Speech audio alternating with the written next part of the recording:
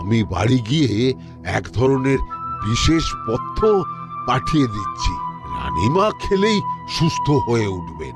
মহারাজ, নিজের কানেই তো শুনলেন, রানীমার তেমন গুরুতর কিছু হয়নি, চিন্তা করবেন না। বৈদ্যর ওষুধে উনি সেরে উঠবেন। যাওয়ার আগে একটা কথা বলে যাই, গরমের এই দাবদাহ কিন্তু আরো ভয়ঙ্কর হবে, তাই সকলে খুব সাবধানে থাকবেন। শরীর যাতে ঠান্ডা থাকে এমন হালকা পাতলা খাবার খাবেন। আসি, রাজসভায় দেখা হবে। মহারাজ, বৈদ্যমশাই কিন্তু এটা ঠিক বলেছেন, গরম আরো বাড়বে, তাই দুজনেই খুব সাবধানে থাকবেন, কেমন? গতকাল তো আমার গিন্নিও গরমের চোটে কুপোকাত হয়ে গেছিল, শেষমেশ আমাকেই বাড়ি গিয়ে রান্না করতে হলো আর কি। ও বাবা, তাই নাকি? তাহলে তো খুবই চিন্তার ব্যাপার। আচ্ছা মহারাজ, আমি তাহলে এখন আসি, আবার রাজসভায় দেখা হবে। এই গরমে আর এখানে থাকতে পারছি না, বলছি কদিনের জন্য না একটু অন্য কোথাও গেলে হয় না গো? গিন্নি, এই গরমে ঘরেই থাকো, অন্য কোথাও যাওয়ার মোটে নাম করো না। বাইরে বেরোতে গিয়ে যদি কোনোভাবে গরম হাওয়া শরীরে লেগে যায় তাহলে বিপত্তির আর শেষ থাকবে না গিন্নি। কিন্তু এখানেও তো যা গরম পড়েছে, পচে গলে মরে যাই আর কি। উফ গিন্নি, দয়া করে এইসব বাজে কথা বলা বন্ধ করো তো, আমার আয়ুর থেকেও তোমার আয়ু দীর্ঘ হোক। বাহ, তুমি এসব কথা কোথা থেকে শিখলে গো? এই তো তোমার থেকে আর কি। গোপাল, গোপাল, রাজ্যের অবস্থা খুবই বেহাল। এই সবই আমাদের পোড়া কপাল। আরে সভা কবি, কি হয়েছে? তোমাকে দেখে তো মনে হচ্ছে তুমি কিছু...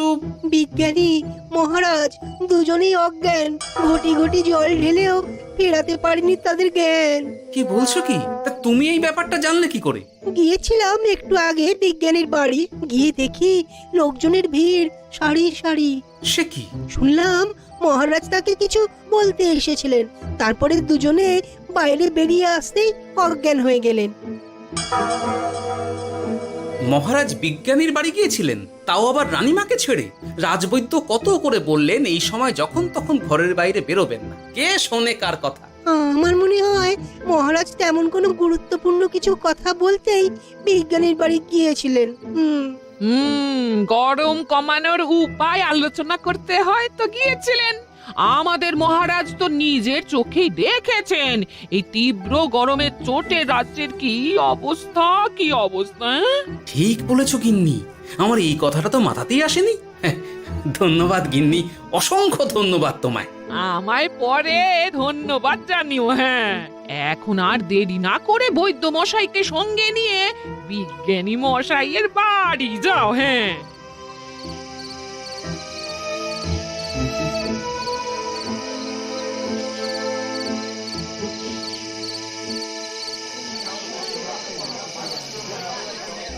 কি বুঝছেন বৈদ্যমশাই? খুব একটা ভালো কিছু বুঝছি না গোপাল। দেখো, সত্যি বলতে ওই কৃষ্ণনগরের অবস্থা খুবই বাজে, তাই এখানকার মানুষেরা একে একে অসুস্থ হয়ে পড়ছে। বাইরের অবস্থাটাও তো ভালো নয়, বুঝতেই পারছো। এখন সান্ধ্যকালীন হাওয়াতেও গরমের তাত রয়েছে।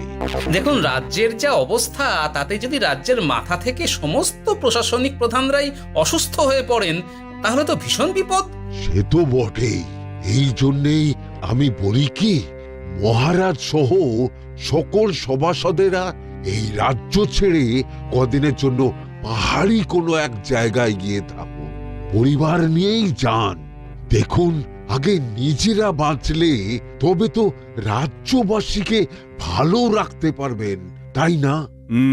কথাটা কিন্তু মন্দ বলেনি বৈদ্য। গোপাল, এই গোপাল, তুমি পাহাড়ে যাওয়ার ব্যবস্থা করো।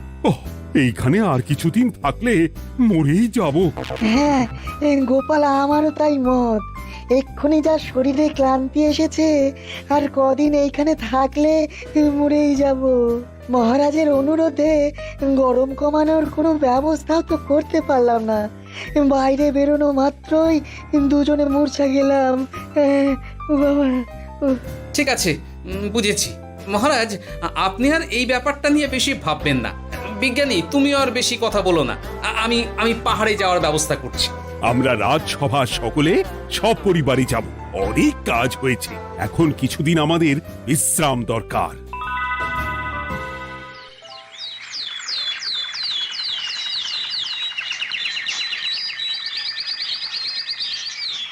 এ কি গোপাল, মন্ত্রীকেও তুমি আমাদের সঙ্গে নিয়ে যাচ্ছ? আহ, তুমি কি সব ভুলে গেছো? মহারাজ, আপনি খামোখা উত্তেজিত হবেন না। আপনার শরীরটা কিন্তু ভালো নেই। আর মহারাজ, আপনার রাজ্যে বাস করে আপনার থেকেই শিখেছি বিপদের দিনে পরম শত্রুকেও দূরে ঠেলতে নেই। গোপাল এটা ঠিক কথাই বলেছে। যতই হোক উনি তো আমাদের মন্ত্রী, তাই এই বিপদের দিনে ওনাকে ফেলে যায় কি করে বলুন তো? সত্যি গোপাল, তোমার তুলনা নেই। ঠং, সবই নাম কেনার চেষ্টা। গোপাল, চলো এইবারে রওনা দিই। বলছি, খাবার দাবার আর জলের কলসিগুলো উঠেছো তো? হ্যাঁ, খাবারের পাত্রগুলো আপনার জিম্মায় থাকবে, আর জলের কলসিগুলো আমি সামলাবো।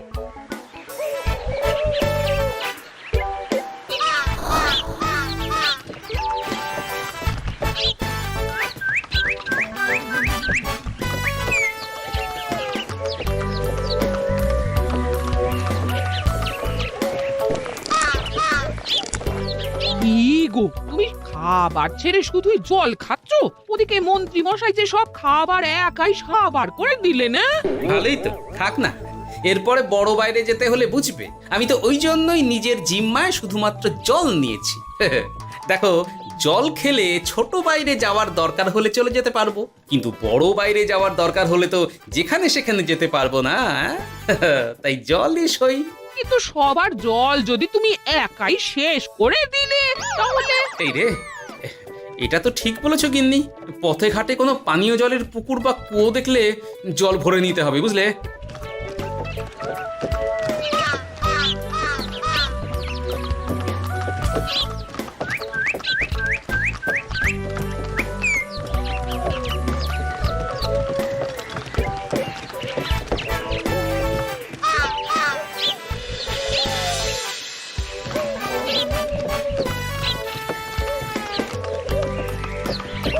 সকলে আসুন, দেখুন দেখুন, মহারাজ আবার মূর্ছা গিয়েছেন। আসুন। সে কি, কৃষ্ণনগর পেরিয়ে এসেছি, এখন এই অচেনা অজানা জায়গায় এসে মূর্ছা গেলেন? গিনি, চলো তো শিগগির গিয়ে দেখি। কেউ ঘাবড়াবেন না, মহারাজের শরীরটা আসলে খুব দুর্বল ছিল তো, তাই মূর্ছা গিয়েছেন। তবে চিন্তার কিছু নেই, আমি এক ধরনের পথ্য দিচ্ছি, এটা খেলেই উনি আবার সুস্থ হয়ে যাবেন। ঠিক আছে বৈদ্যমশাই, আপনি তাহলে যত তাড়াতাড়ি সম্ভব পথ্যটা তৈরি করুন। হ্যাঁ, আমার এই পথ্যটা তৈরি করার জন্যে একটু জলের প্রয়োজন। একটু জলের ব্যবস্থা করুন তো। এ মা, বলি গাড়িতে যে এক ফোঁটাও জল নেই গো, কি হবে? এই গোপাল, তুমি একাই সব জল খেয়ে বসে আছো? হ্যাঁ গোপাল, এখন এসব বাদ দাও, চলো একটু জলের ব্যবস্থা করি। হ্যাঁ, খানাখন্দ, খাল, বিল, নদী, সমুদ্র, যেখান থেকে পারো জল নিয়ে এসো। জল ছাড়া এই পথ্য বানানো অসম্ভব। গোপাল, এ কি করা যায় বলো? দাঁড়াও, আমি একটু ছোট বাইরে থেকে ঘুরে আসছি। হ্যাঁ, খুব জোরে বেগ আসছে, ত্যাগ না করতে পারলে বুদ্ধি খুলবে না।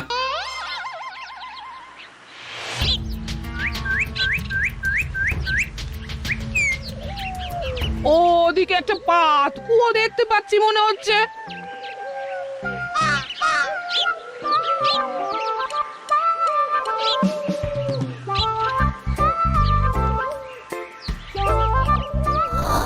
জল কোথা থেকে পাবো? তবে কি জলের অভাবে আজকে মহারাজ সুস্থ হতে পারবেন না? রানীমা, ব্যাকুল হবেন না, আমি আমি আছি তো। আমি থাকতে কিচ্ছু অঘটন ঘটবে না। সকলে শুনুন, বিশেষত মহিলাদের বলছি, আপনারা সকলে নিজেদের কাছে যত শাড়ি আছে সেই প্রত্যেকটা শাড়ি আমাকে দিন। আমি শাড়ি জুড়ে জুড়ে লম্বা রশ্মি বানাবো, তারপর সেই রশ্মিতে বালতি ঝুলিয়ে জল তুলব। দয়া করে কেউ দেরি করবেন না।